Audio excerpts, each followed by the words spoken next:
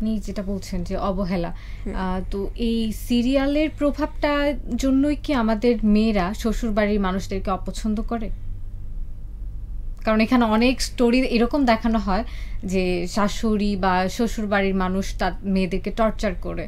তো এই জন্য কি আমাদের সমাজের যে অবলা মেয়েরা আছে, আমরা এটাকে সত্যিকার অর্থে নিজের মনে করে আমরা এরকম আচরণটা করি যে আমাকেও হয়তো ওভাবেই ট্রিট করা হয়, বা যে কোনো ছোটোখাটো বিষয়ে আমরা সিরিয়ালের সঙ্গে নিজের জীবনটা মিলিয়ে ফেলি, শুধু মিলিয়ে ফেলি না, আমরা গুলিয়েও ফেলি। আমরা আমাদের স্বামী সন্তান বা শ্বশুর বাড়ির মানুষের সঙ্গে এরকম আচরণ করি। আপনি কি এরকম কিছু মনে করেন কিনা? আমাদের মানুষদের একটা অভ্যাস আছে, আমরা যখন একটা সিনেমা দেখি আমরা হিরোর চরিত্রটাকে সবচেয়ে বেশি পছন্দ করি, হিরোকে বা হিরোইনকে পছন্দ করি, কিন্তু আমরা আসক্ত হই বা আমরা নিতে চাই কোনটা, সেটা হচ্ছে যেটা ভিলেন তার চরিত্রটাকে। এটা আমাদের একটা অভ্যাস আছে, আমরা ভালো জিনিসটা পছন্দ করি কিন্তু খারাপ জিনিসটা আমরা বেশি নেই। এক্ষেত্রেও ঠিক তেমনই হচ্ছে। যেমন ধরুন, আমি একজন স্ত্রী, আমি একটা টিভি সিরিয়াল দেখছি, বাট আমরা কি করি, সিরিয়ালের যে হিরোইন আছে সে কি খারাপ? সে তো খারাপ না। আমরা শাশুড়ির সঙ্গে অনেক ভালো আচরণ করতে চাই, চিন্তা করি যে অনেক ভালো আচরণ করবো, সেরা বউ হবো, এটা সেটা হবো, কিন্তু যখন শাশুড়ির থেকে একটা ভুল হয় আমরা কি সেই ভুলটাকে অ্যাকসেপ্ট করি? আমরা তখন চিন্তা করে নিই যে আমরা কত বড় একটা অন্যায় আমাদের সাথে হয়ে গিয়েছে। আমাদের মা, আপনি বলতে পারেন কয়টা মা তার সন্তানকে বকা দেয় না, তার মেয়েকে বকা দেয় না? কিন্তু এই বকাটাই পুরোপুরি না, আপনি যদি চিন্তা করেন 20% নিতে পারবে একটা মেয়ে তার শাশুড়ির থেকে। এখানে আবার এটাও এমন হয় যে অনেক সময় অনেক বৌমা তার শাশুড়ির সাথে খারাপ ব্যবহার করে ফেলে। মা কিন্তু মেয়ের সাথে খারাপ ব্যবহার করে আলাদা ব্যাপার, মেয়েও কিন্তু মায়ের সাথে বর্তমান সমাজে খারাপ ব্যবহার করে। মা কি মনে রাখে? সেটা মনে রাখে না, কিন্তু ভুলে যায়। কিন্তু শাশুড়ি কি মনে রাখে? অবশ্যই রাখে। তো সেজন্য কি এখনের মেয়েরা বিয়ের পরপর শ্বশুরবাড়ি থেকে দূরে থাকতে চায়?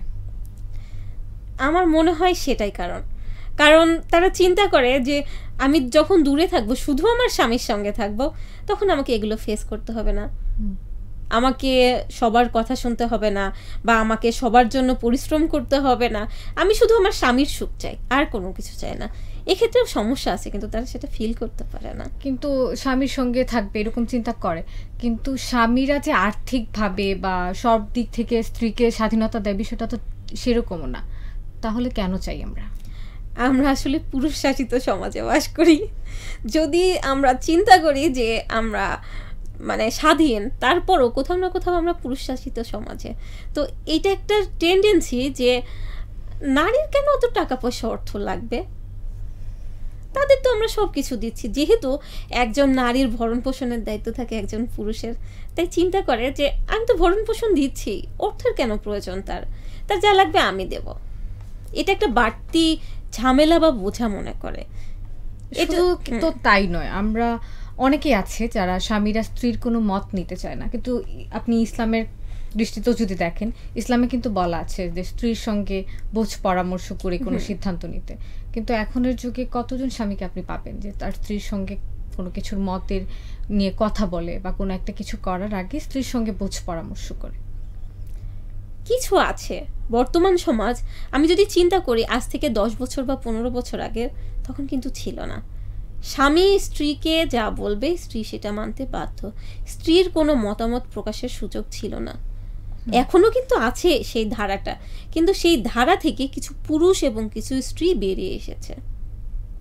তারা একজন অপরের যদি কোনো মতামত থাকে সেটাকে মূল্যায়ন করে, কিন্তু এটার মনে হয় 40% হবে, বাদ বাকি 60% সেই পুরনো ধারাতেই রয়ে গিয়েছে। তারা নিজেদেরকে আপডেট করতে পারেনি। স্ত্রীর কথা শোনার প্রয়োজন নেই, স্ত্রীর সাথে পরামর্শ করার প্রয়োজন নেই, কারণ এটা তো একটা মেয়ে মানুষ। মেয়ে মানুষের সাথে কিসের পরামর্শ? এই যে চিন্তাধারা, এই চিন্তাধারাটা অনেক ভয়ানক। সেই সমাজ কখনোই আগাতে পারে না যে সমাজ তার স্ত্রীকে মূল্যায়ন করে না, স্ত্রীর কথা মন দিয়ে শোনে না।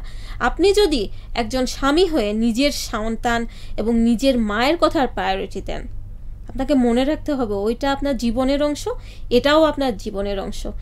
যে স্ত্রী সে নিশ্চয়ই তার স্বামীর জন্য খারাপ চাইবে না। প্রত্যেকের কথাকেই সুন্দরভাবে সমানভাবে মূল্যায়ন করা উচিত।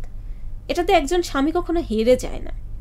তো স্বামী স্ত্রীর মধ্যকার যে ভালোবাসাটা, সেটা যদি আমরা বৃদ্ধি করতে চাই, সেটা কিভাবে করতে চাই আপনার চিন্তা ভাবনা থেকে আপনি একটু বলুন। সেটা কি কোনো স্পেশাল ডে সেলিব্রেট করে, বা নিজেদের মধ্যে একটু সময় কাটানো অফিসের বাইরে বা কাজের ফাঁকে, আপনি কিভাবে মনে করেন যে কিভাবে এই ভালোবাসা বৃদ্ধি করা যায়?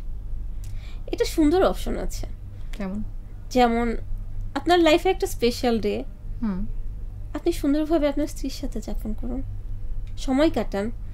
সময় কিন্তু আমরা চাইলেই কাটাতে পারি না। একজন মানুষ, একজন পুরুষ মানুষ যখন ইনকাম করে, তাকে প্রচুর পরিশ্রম করতে হয়, তারও তো লাইফে একটা রিলিফ প্রয়োজন পড়ে, তার একটু বিশ্রামের দরকার পড়ে, নিজেকে একটু ফ্রেশ করার দরকার। কিন্তু এই জন্য কি স্পেশাল ডে কি বেছে নিতে হবে? আমরা তো প্রতি সপ্তাহেই একটা ছুটি পাই, আমরা কি ছুটির দিনটাকে কাজে লাগাতে পারি না? কাজে লাগাতে পারি, কিন্তু আসলে মানে পুরুষ মানুষের বিষয়টা এমন থাকে যে তারা ওভাবে বুঝতে চায় না। বাট মেয়েদের কিছু বলারও থাকে না সেক্ষেত্রে।